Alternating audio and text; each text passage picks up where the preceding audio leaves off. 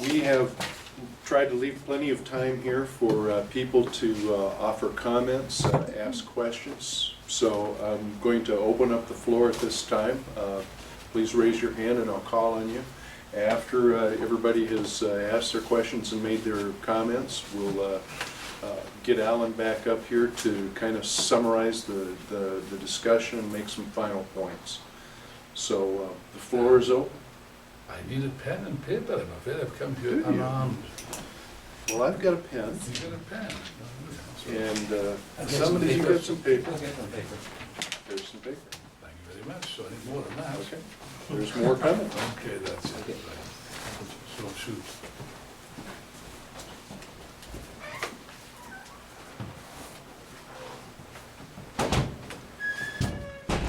Thank you. Difficult questions are not permitted. Okay, the easy ones first. I'm only joking, of course. Yes. I have an easy question. Uh-huh. Could you talk to us about the split in Pakistan with the tendencies there, the Marxist tendencies there? Split, which split? Okay. Go on. What's your name, other son? There are two groups now that I understand were associated with the Marxist tendency in Pakistan. What was your name, sorry? Karen. Karen. Yes, carry on. Okay, is that it? All right. So would you want to one by one or answer at the end? Well, we'll see if there are any more. Okay, And, yeah, take a bunch of questions. Do you have one? Yeah. My name is Tom. I'm in the Workers' International League, which we're the American section of the International Marxist Tendency. I want to thank Alan for that excellent presentation. I thought he covered a lot of territory, geographically and historically, by the way, in terms of the situation facing us today. You know, what's interesting is, you know, a lot of people, when they think about the possibilities of developing socialism in the United States, their first instinct may be at least a bit of skepticism involved, right? They say, you know, you can't make that kind of change in this country. But it's interesting, being in Boston, where the American Revolution began, I wonder if we were here in 1774 or 1773, and you were talking to people and you said, you know, we can overthrow the king. We can set up our own country on this side of the Atlantic. I wonder how many people would say to that person, oh yes, you're right, that's very realistic, right? A lot of the people who put forward that idea in 1773 and 1774 would be rejected as dreamers, as you know, oh, what are you talking about? There's always been kings, there always will be kings. I'm sure there's a lot of people who, you know, who made those kinds of comments. So just like today, we can look at the United States as an accomplished fact, right? It exists, and it has existed for a while. But there was a time when there was no United States. And when there was no United States, there was probably a lot of skepticism to believe there could be a United States. So I say the same kind of thing we should keep in mind when we think and look towards the future. That just because there isn't socialism today in the United States doesn't mean there won't be socialism in the next period in the United States. And the other thing is, Alan pointed out that the consciousness of people tends to be quite conservative. People are taught to think in a certain way and taught to look at things in a certain way, and they don't want to change that until conditions force that. They're forced to change the way they're thinking, or they're forced to be open-minded to things that they thought they would never be open-minded towards in the past. And I think one of the things that's going to force people is the changed economic conditions in this country. Because, for example, if we were drawing a diagram of the ups and downs of the economic growth of U.S. history, went all the way back to the end of the 1700s when the American Revolution, when after the Americans gained their independence, and we did it all the way through to today. If you would take a ruler and draw it on the top of those economic ups and downs, the overall trajectory, the overall growth of the American economy was up until the 1970s. In the 1970s, the post-World War II boom ended, not just in the United States, but worldwide. If you took that ruler, I think you'd start from the 1970s to this point, the overall trajectory is down. So what we're talking about is you've got a situation where all of the goodies that we used to get that were called the American dream, those goodies are disappearing. The stability that people had to plan their lives, that they could say, I can save up for my retirement, I can send my kids to school, I can do all of that stability is being pulled, it's like a rug being pulled from underneath their feet. You can't plan on anything anymore. You can't plan your life, you can't plan a better life for your kids. So all of this economic instability will also lead to social instability and eventually also lead to political instability. And what's also interesting, Alan mentioned a couple of quotes. I have a couple other people I'm going to mention. There's an economist named Richard Duncan who wrote a book called The New Depression. He's not a Marxist, he's not a leftist. He used to work for the World Bank. He was on the radio in New York recently talking about his book, and he said, this is not a leftist talking, he said that 5 to 10 years from now, if the way he sees things, the United States, the people of the United States are going to be in the same situation as the people are in Greece today. That's certainly going to change the ways Americans think. That's certainly going to open people up to more ideas, the ideas of socialism. And then there was with the election that was mentioned yesterday, and what are the prospects of the government coming into power? What are the policies going to be of Obama and the Democrats and the Republicans in the next period? Well, the New York Times, just a few weeks ago, the New York Times, also not a leftist newspaper, it's the paper of record in the United States, that paper said that there was a deal brewing in the United States Senate between Harry Reid, the leader of the Democrats, and McConnell, the leader of the Republicans, and of course the deal was going to be done with who's ever in the White House. And that deal is to implement austerity, cuts of $400 billion a year, every year for 10 years, right? $400 billion a year, every year for 10 years. And that was going to hit Medicare, Medicaid, and Social Security, the biggest programs that affect the most people in the United States. Now, not only is that going to hurt people, that's one part of the cutback, but not only are those cuts going to hurt people, but what those cuts are also going to do, it's going to destabilize the economy and make it worse. Because as we've talked about, there's a crisis of overproduction. And when you implement austerity and you make cuts, you actually drive the economy further downward. We've seen what's been going on in Greece, we've seen what's been going on in Spain, in England, all these places, the austerity has ended up pushing the economy downward. So the thing is more and more people are going to be open to the ideas of socialism. And what we need to do is to try to be there, to try to address those people in this country who are looking for these alternative ideas. We need to go to all the colleges and universities and reach out to those students who are looking for answers, who are looking for an explanation of why things are the way they are and why things could be better. We need to go into the trade unions and fight for our ideas in the trade unions. The unions need to have a different policy than they've had. They've had this policy of trying to make deals with the bosses. That's going nowhere for American workers. We're losing everything we've gained. The unions need to have a class struggle philosophy. That is, the boss, what's in the interest of the boss, what's in the interest of the workers are two different things. And the workers need to unite, they need to organize the unorganized, they need to also build their own political party, a party of labor, so that if we have an election like we had yesterday, we'd have someone to really vote for. Working people would have a choice to vote for people. And all of these ideas need to be put forward, and you need a tool to put that forward. Now again, I'll come back to Boston. What did they do in the first American Revolution? What was their tool to get the ideas of the revolution out? Well, they set up an organization. It was called the Committees of Correspondence, right? It's a revolutionary organization. That's what we need to do now. A new version of the Committees of Correspondence. And that's what the Workers' International League is trying to do in the United States right now, in cooperation with the IMT internationally. We need to build our own network.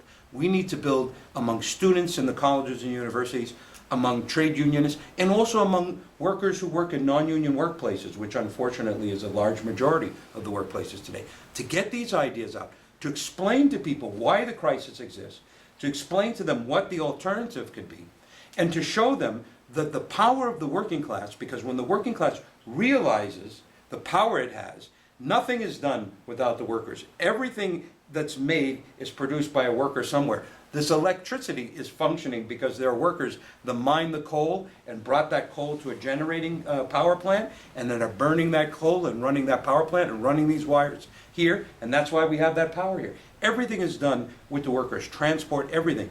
And when the working class understands the power that it has and understands how it can transform society, then we will not have to live the way we're living today. Thank you. Any questions? Yes. My question is, you talked. Oh, Douglas. Douglas, that's absolutely. That's okay. In Greece, which you mentioned about being one of the focal points of a potential revolution in Europe, you mentioned the Syriza, the radical left coalition. I was just wondering if you could talk more about, say, the forces that are composing Syriza, and how those forces could, what would happen if they came into power, as you said, is a distinct possibility in the following election. And if those forces do not have the right programs or methods to affect a social transformation that Greece so desperately needs, what type of program, in fact, is necessary?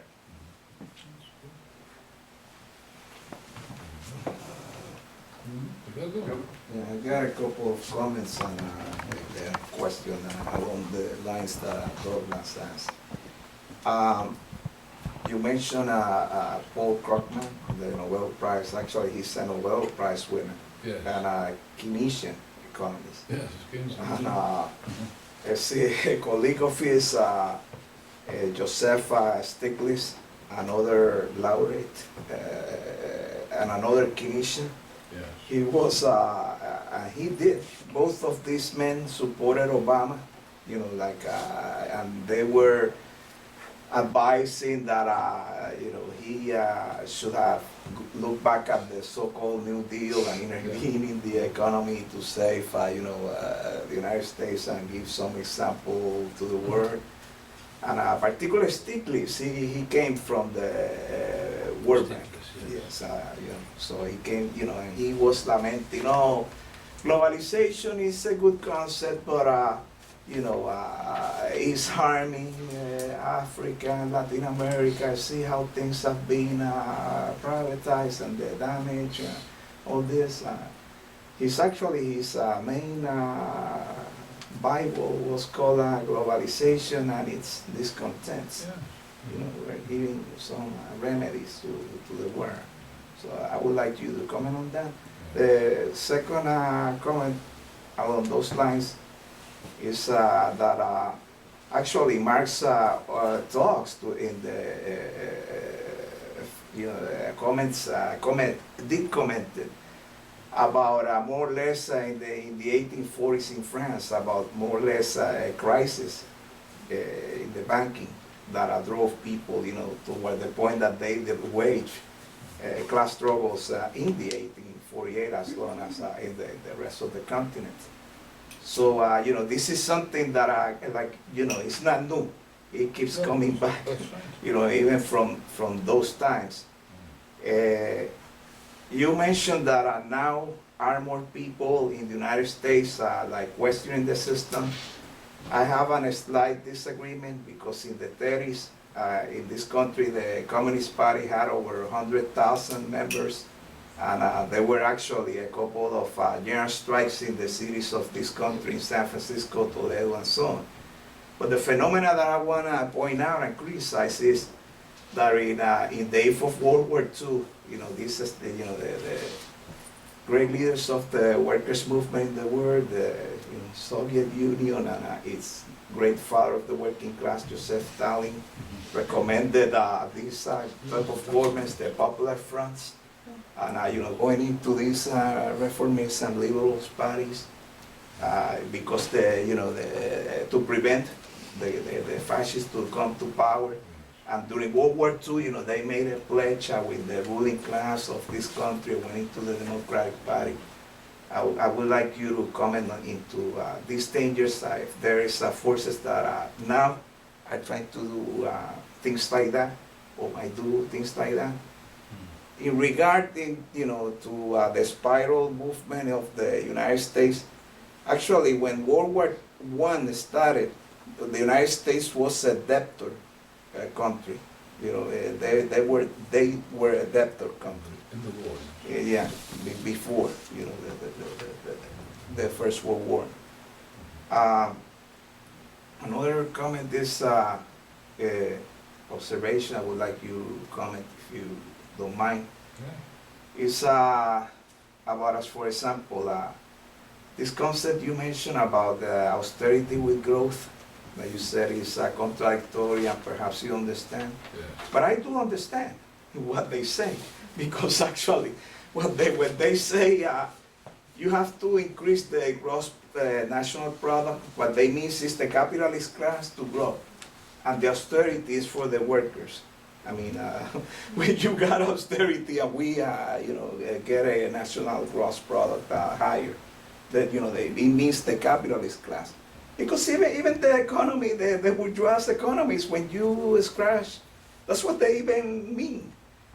The last comment that I want to say is in relation, like as for example, the situation in Greece. I was reading that the German imperialists and the French imperialists, while they are demanding the Greeks to privatize and take all these measures, they were selling weapons to they were giving loans. Among those money that they were giving, part of these loans is for buying weapons from the Germans and the French. I mean, I wonder why are they doing this? What do they have in mind that might be happening in Greece that wants a debtor country to be buying Heckler and Koch rifles and boats and all these crazy things? Lenin reminds us, at one point he said, there's not an impossible solution for the bourgeoisie to come out. And I see also, as for example, when you make the comment of the creation of the European Union, actually, the European Economic Union was more or less like a united front of the European capitalists. And one of if you can say, the intellectual creator of the European Union was a man that people in the United States don't understand him that much. It was de Gaulle. And de Gaulle had this idea of expanding to the Soviet Union exports and reminding the Soviet Union that they were part of Europe and expanding trade and so on, and trying to build this four-step wrap to have some independence or to confront the United States. And since then, there has been this intent of the European capitalist class with its differences to more or less organize and compete against the United States. I'm gonna finish with what is happening right now is as Rosa Luxemburg foresee and warn us. If we don't take issue with these things and create organizations of the working class, these capitalists can create barbarism, because they're competing around the world. The Europeans are now putting steps in Latin America, competing very hard against the Yankee imperialists. The Yankee imperialists created an African command, and they are also, like, as for example, the French have these military forces in Dubois, and the Americans are pushing for them to have also troops there to compete with the others for so-called security. In Syria, where the French has a lot of political and economic interest, the Americans are saying, Hillary Clinton said a couple of days ago, that leadership of the Syrian exile government is too old. It has to be built, this new leadership with younger people that could be able to fight. So, I'm scared of this imperialist, more or less, rivalry that they are keeping quiet, more or less, but it is a system right there. So it's socialism or barbarism.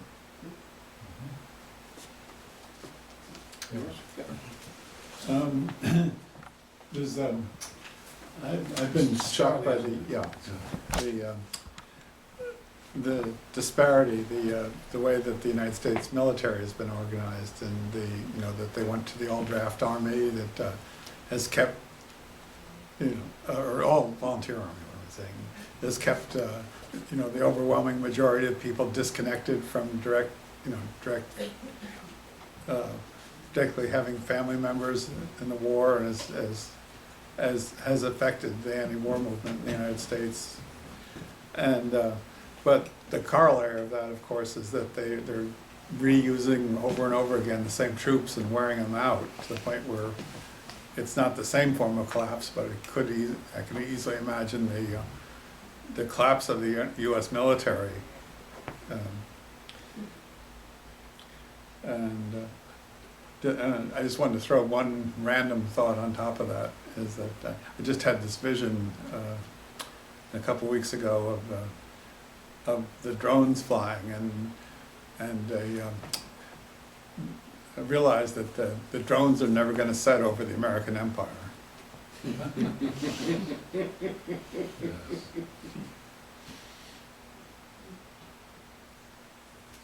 Yeah, go ahead. Where do I begin? It's been mentioned, there's a lot of comparisons that can be made to the current crisis and the crisis that started in 1929 with the stock market crash, and obviously the increase in the class struggle, particularly in the U.S. And one interesting thing, I think we have an article, I don't know if it's any of the social appeals we have here, but it's on the website if anyone's interested. It's on the bonus army, and the way that preceded the big rise of the labor movement in the mid-30s. As Ricardo pointed out, in 1934 there were 3 general strikes in the U.S., one in Toledo, one in Minneapolis, one in San Francisco, and along the West Coast. There was also a textile strike in the South that took place. But the bonus army took place, I guess, 4 years after. It was veterans of World War I who wanted to get their pay for war, their time served, and they camped out on the National Mall initially. Then they were first driven out of there, and it actually served as sort of a focal point. Literally hundreds of thousands of ex-veterans and sympathizers, they all converged in this area and set up tents. It's very similar to the Occupy movement, and it preceded the movement of the labor movement, which is pretty interesting. And as Alan pointed out, as Alan pointed out, Lenin pointed out, that politics is concentrated economics. And you could see also in the 30s the rise of political forces within the U.S. that could have potentially gone towards the movement for a labor party. If you look at the way that the Congress of Industrial Organizations was kicked out of the AFL and set up separately, I believe they set up labor nonpartisan leagues, which unfortunately ended up just supporting this or that, Republican or Democrat. But within that, there was sort of the seed of something that could have potentially led towards independent labor politics, and there was a lot of discussion about that was taking place within the labor movement on the whole. And you can see a similar sort of development today, just with the sort of we get emails. A lot of us are on the AFL-CIO email list. We get emails with Richard Trumka trying to convince the labor movement that Obama's somehow going to defend us. But the best way they can do that is just point at the boogeyman, Mitt Romney. And obviously now we have 4 more years of a Democratic president to sort of prove once again to the labor movement that the Democratic Party doesn't represent the working class at all. And we could see what basically failed to take place in the 30s end up taking place in the coming period in the U.S. today.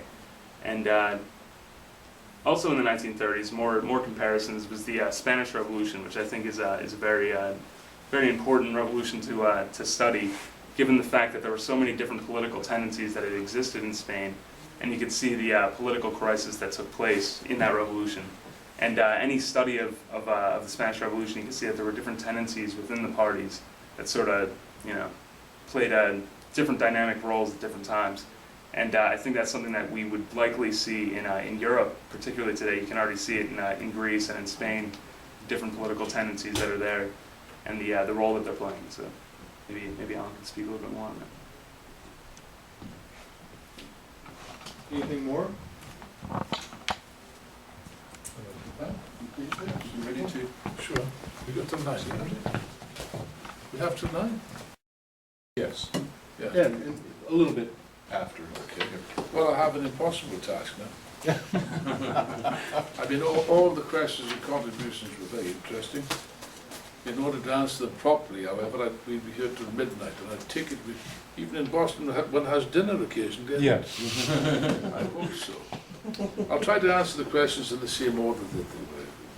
Karen, where did you read of this about a split in Pakistan? I was just in Chicago and I was with the Pakistani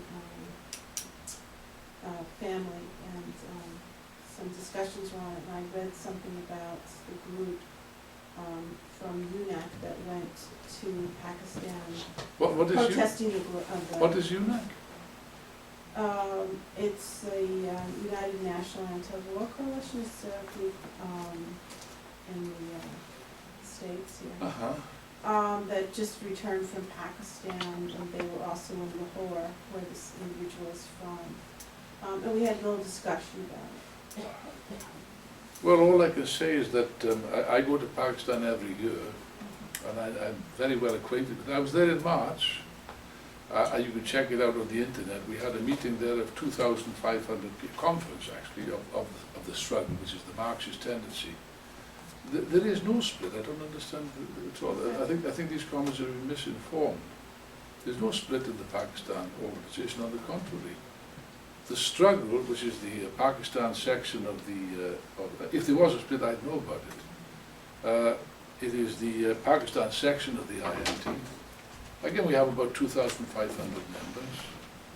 We're the only organization which exists all over Pakistan, with every nationality present, including, by the way, in Swat, you know, where this poor girl was shot.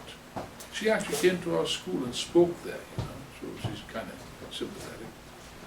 And the communists are doing very important revolutionary work in very difficult circumstances, as you know, because Pakistan is hell on earth.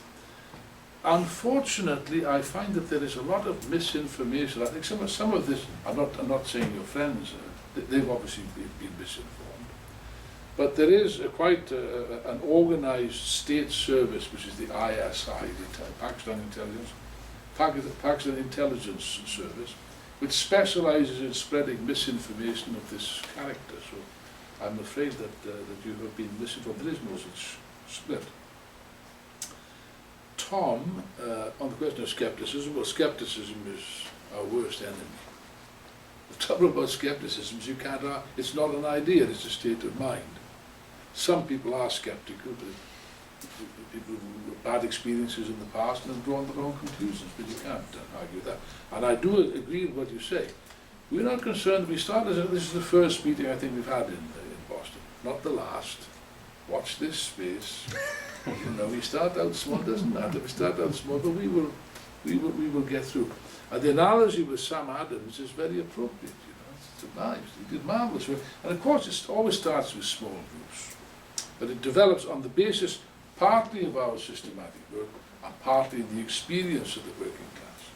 See, the workers, whether it's in Boston or whether it's in Caracas or anywhere, or in Puerto Rico, they don't learn from books. Not because they're stupid, the workers are not stupid, it's the conditions of life. But they learn from the biggest book, they learn from experience. Workers learn from experience. And the experience in the States is going to be able to give them some very, very harsh lessons indeed. And people do learn, you know. Lenin was very fond of a proverb, you know, Ricardo, life teaches. And that's very true. Life teaches. So watch this space again.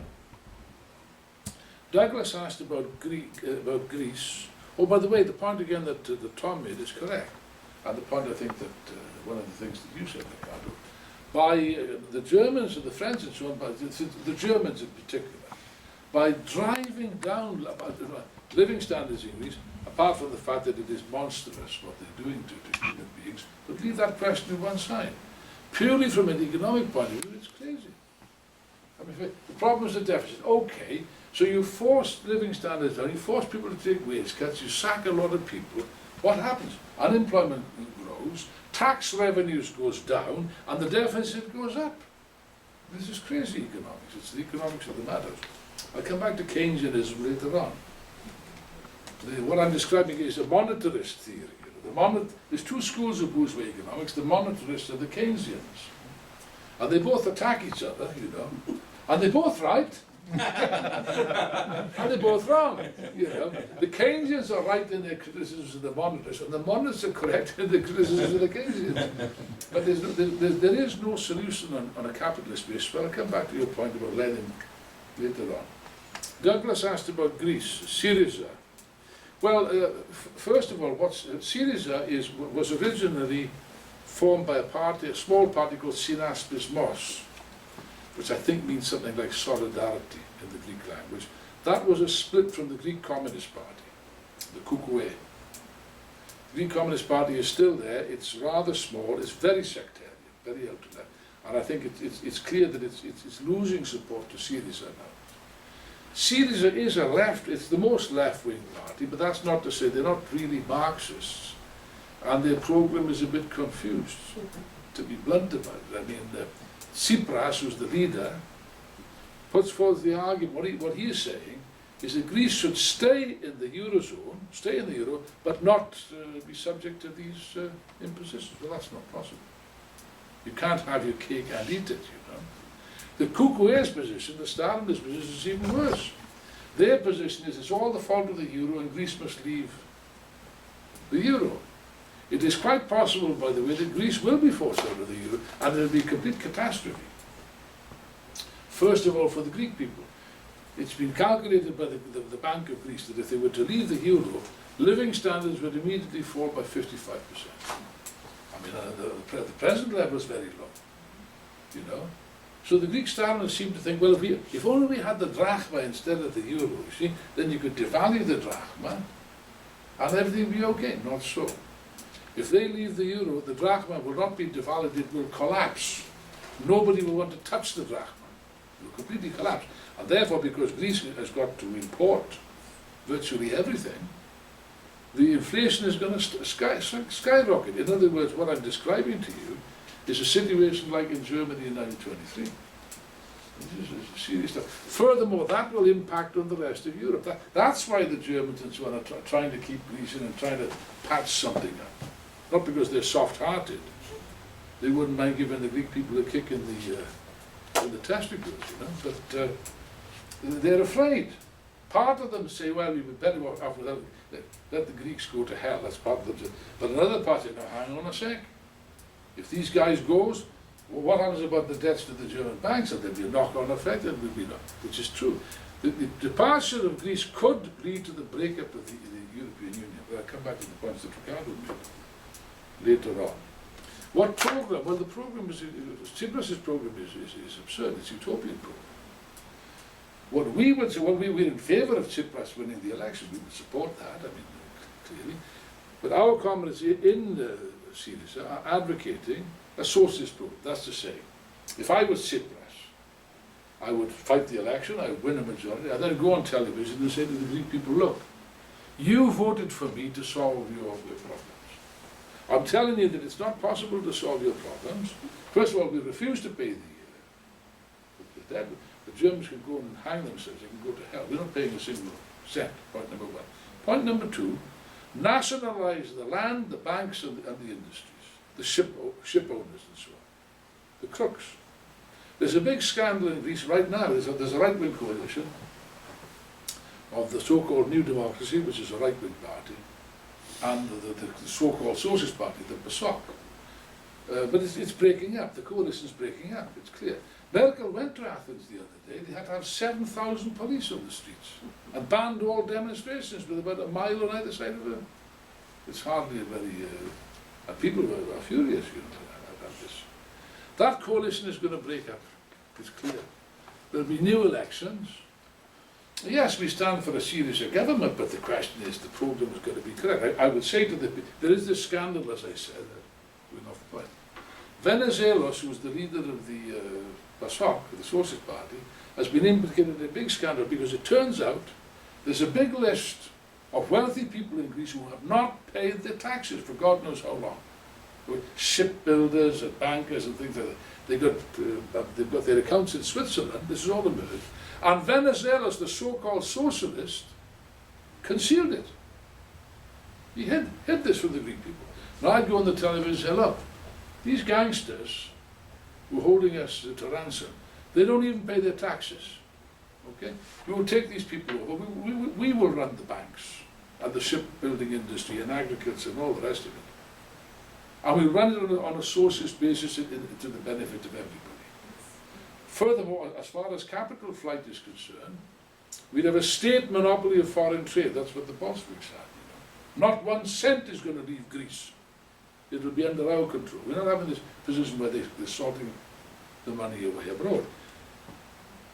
That would enable us to start to solve the problem in Greece. But it wouldn't be enough. Greece is a small country, can't survive on its own.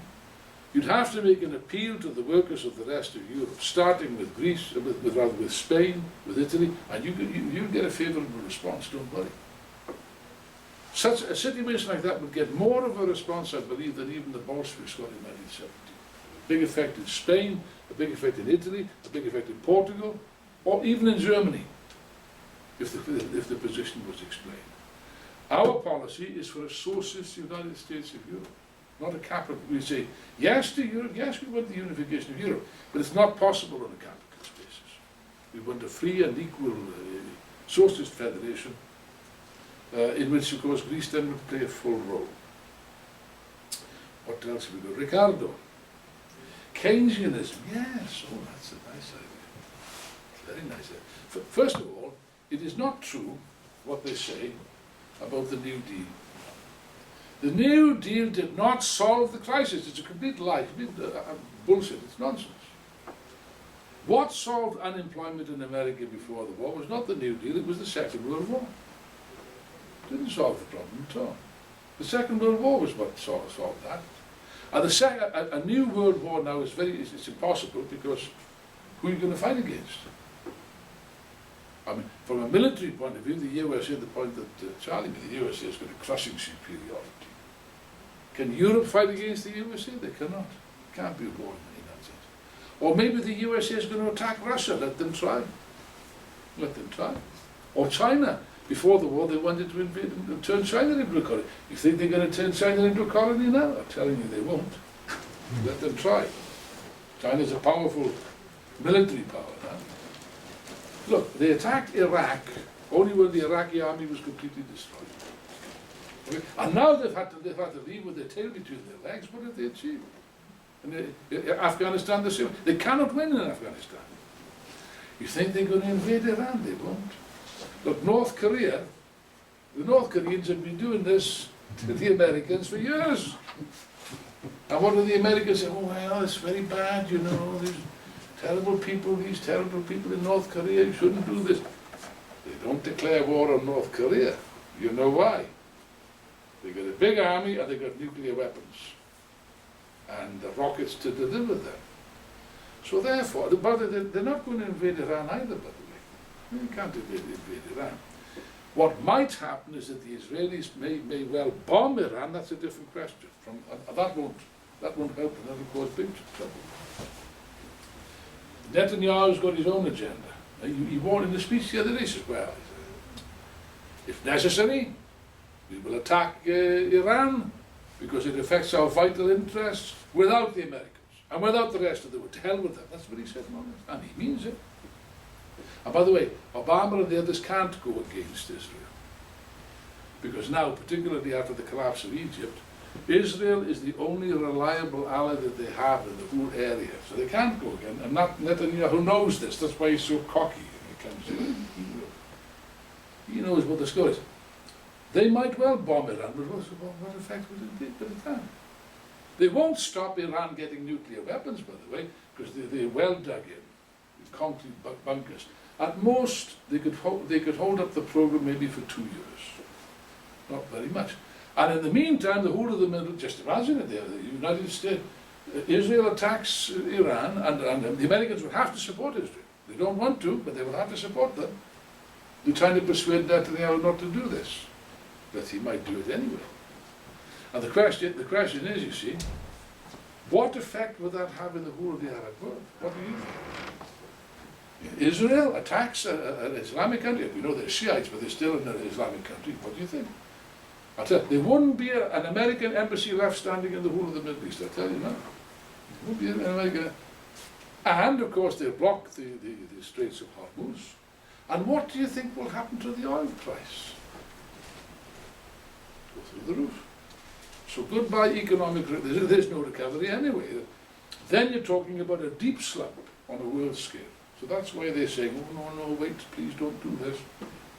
It's not for humanitarian reasons, but they can see the consequences. And I'm going off the point here.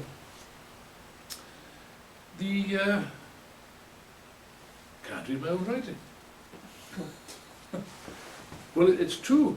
Globalization, by the way, globalization was predicted by Marx in the Communist Manifesto. It's a fact. I mean, what that shows, and the common market also, the European, what does it show? It shows that capitalism has gone beyond the limits of the nation state. Let's spell it out.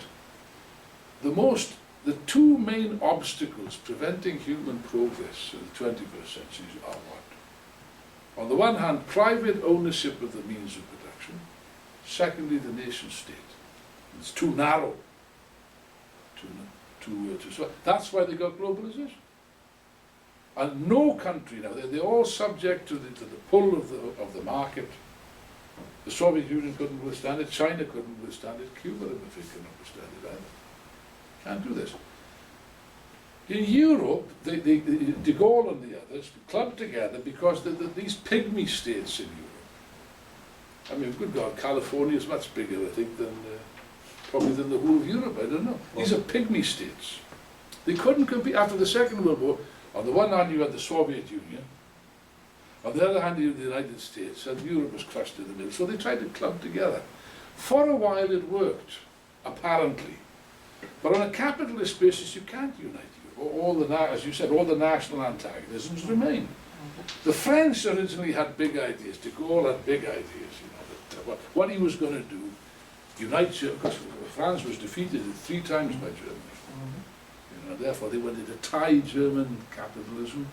The Germans were going to provide the wealth and the industry, and the French were going to be the political leaders and the military leaders of Europe. Yes, but it didn't work.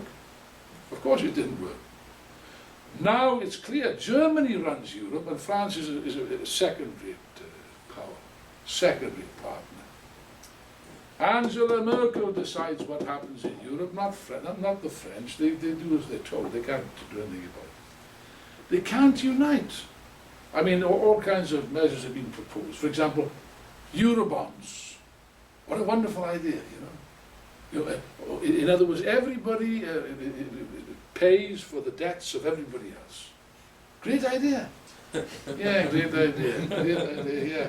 The Germans don't think it's a great idea, you know. The Greeks do, the Germans don't, you know. I mean, what happens? Look, credit rating. Let's say now that I got a good credit rating, which I do, and my next door neighbour has got a terrible credit rating. So, being a good neighbour, I'm going to lend him my credit card, am I? If I did that, what's going to happen to my credit rating, you know? I'd end up the same as my neighbour. The Germans know this, they're not going to accept it. And even if, and then the Germans say, oh yes, oh yes. Jawohl, meine Freunde, yes, of course. Let's have a banking union. The Germans agreed to this. On one condition, my friend, we control your budget. No national autonomy, no nothing. They say, well, if we're going to stand bail for you, if we're going to put up money for your credit, we want to see what you're bloody well spending. You know, what are you spending? You want to spend it. You can't do this, you can't spend that.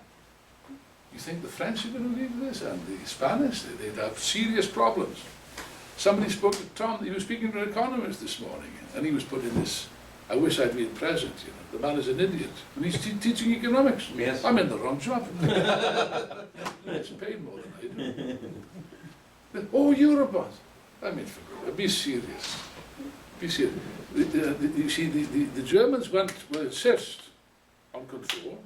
This will have to be put for approval to every national parliament, and the national parliament is going to say, hey, piss off, take a run and job.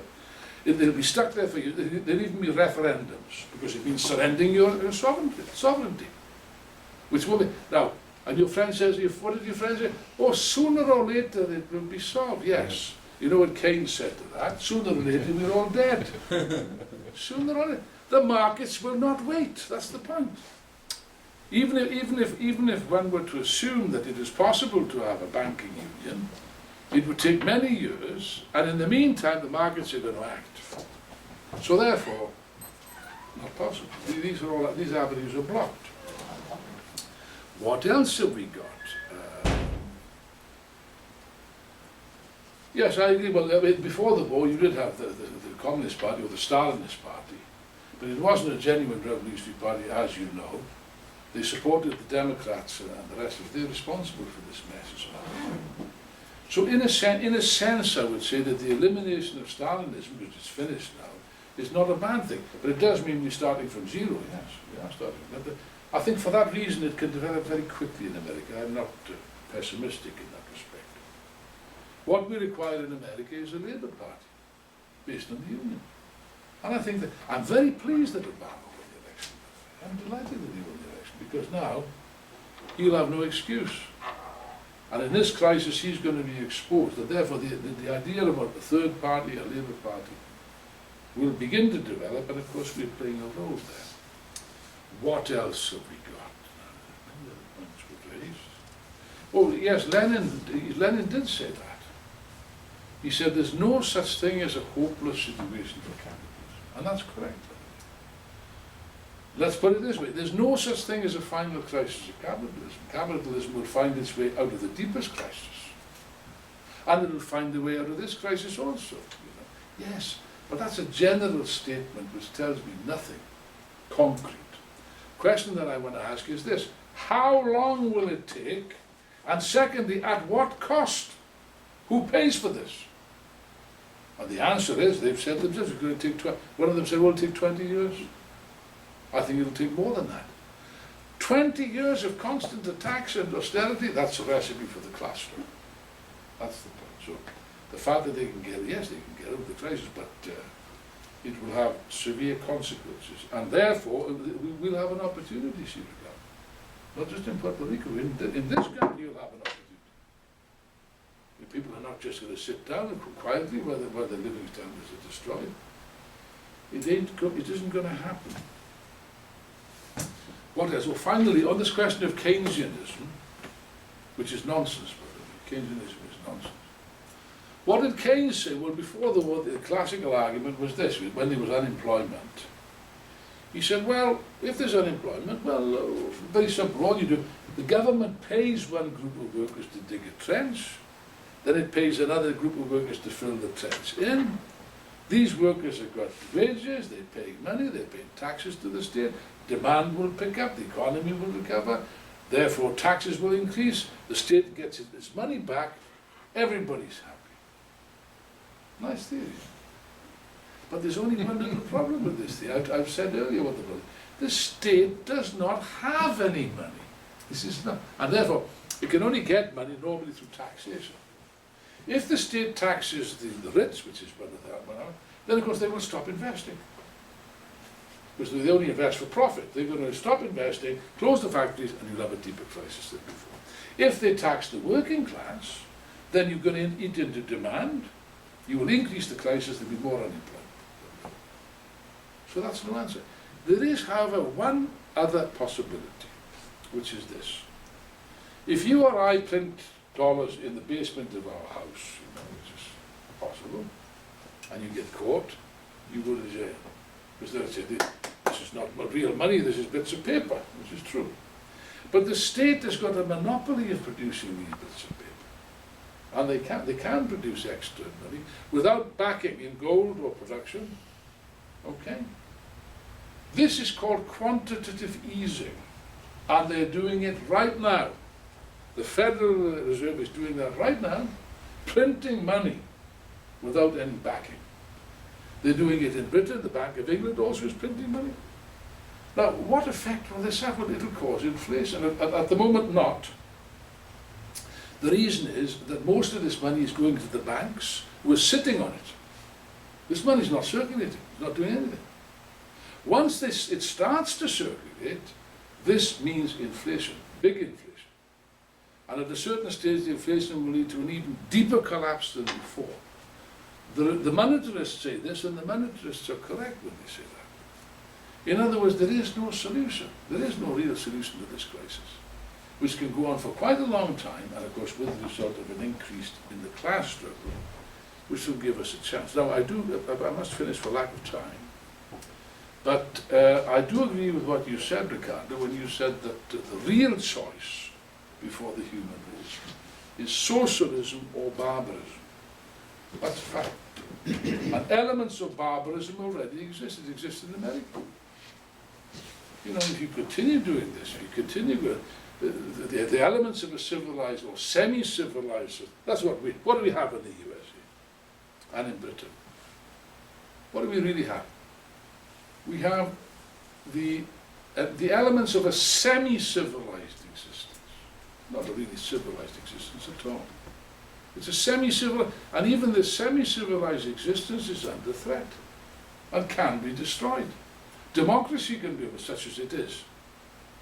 What sort of democracy you got in America anyway? Well, bourgeois. What's his name? My favourite author, Gore Vidal, put it very neatly. He said, our republic is a one-party state. He said, there's one party, the property party with two right wings. I think that puts it rather well. Democracy. It's not a genuine democracy. But even this democracy is under threat. Everything is under threat if this system. The environment is under threat. That the air we breathe is under threat. And therefore, socialism is the only answer. Syria, you mentioned, I don't know. I mean, I think the reason that they're worried about getting involved in Syria is because they realise that they would end up in a mess. It is a hell of a, they've caused a hell of a mess, and they're not keen to go in. I think that in the end they might have to go in because it is such a mess, but it won't be a very pretty picture that they have. On the rest, well, Charlie's point about the army, well, it's interesting, Charlie. I mean, this is the greatest military power that's ever existed in history. Compared to this, the Roman Empire was peanuts. Colossal military power. And of course, particularly after the collapse of the Soviet Union, almost unlimited power, you might say. And with colossal power comes colossal arrogance. Just look at George Bush, the Bush Doctrine, you know. It used to be the Monroe Doctrine, you know, America for the Americans, and now it's the whole world for America. That's what it boiled down to. They're going to intervene anywhere, everywhere. At the start, yes, but look at the mess they've landed themselves into. You know, before the war, I think it was in 1938, Lenin Trotsky said that he predicted that America would emerge victorious from the Second World War. He predicted that it would dominate the whole world, but he also added, yes, he said, but it will have dynamite built into its foundations. This society has got dynamite built into its foundations. Look, the most powerful military power that ever existed, they lost in Iraq. I remember little Georgie Bush, you know, he was a damned deserter from the army. He never joined the army. Daddy found him a way out. He didn't go to Vietnam. Dressed up in his flak jacket, you remember that, on the aircraft carrier, you know, mission accomplished. Excuse the accent. Mission accomplished. What's been accomplished in Iraq, for God's sake? And now they've had to go out with a tail between their legs. And this, in Afghanistan, they cannot win that war in Afghanistan. They cannot. They will have to leave. I think even the most stupid was what you see there, you see, Charlie, is the limits of American imperialist power. It's limited, it's not unlimited, and all the chickens will come home to roost, it'll come back. I think now there's a reaction in America against military adventures. People are fed up with this, for all kinds of reasons. And people are going to ask the question, what the hell were we doing in Afghanistan and Iraq anyway? What's been achieved? Nothing, zero. The Taliban, or the equivalent, will take over. They want to do a deal now. They want to negotiate with the reasonable Taliban. There's no such thing. They try to buy them, you know. So I mean, no. I think in every sense of the word, Put it this way, I say that if life teaches, and there's going to be some very harsh lessons for the people of this country. There'll be blow after blow after blow, both domestically because of the economy and internationally. Blow after blow, and people, eventually, people do start to think. People do change, Ricardo, you know that. It'd be very poor look out for the human race if people didn't change. People do change. And there's some very severe changes are going to come here. So I'll finish that. Our task is what? We can't make we don't make a revolution. Revolutions don't make revolutions. Revolutions must come from the people themselves, from the conditions themselves. What we have to do is when the movement changes, we have to provide the necessary ideas, program, and so on, in order to facilitate this change, to make it as painless as possible. That's our task. And therefore, although the meeting tonight was very small, it doesn't matter, it's our first meeting, we've got to start somewhere. We are on the right side because, I'll tell you for why, there's no force on earth that can withstand, that can resist an idea whose time has come. The time for capitalism has passed. It's in decadent decline in every single respect. Economically, politically, morally, in every respect. Culturally, artistically, philosophically. It's in decline. These ideas, the ideas of Marxism, are the only ones that really fit the present situation, and therefore we're on the right side of history, comrades, and therefore we must strive and work and sacrifice as much as possible to ensure that this change occurs in America and internationally as soon as possible and in the best possible way.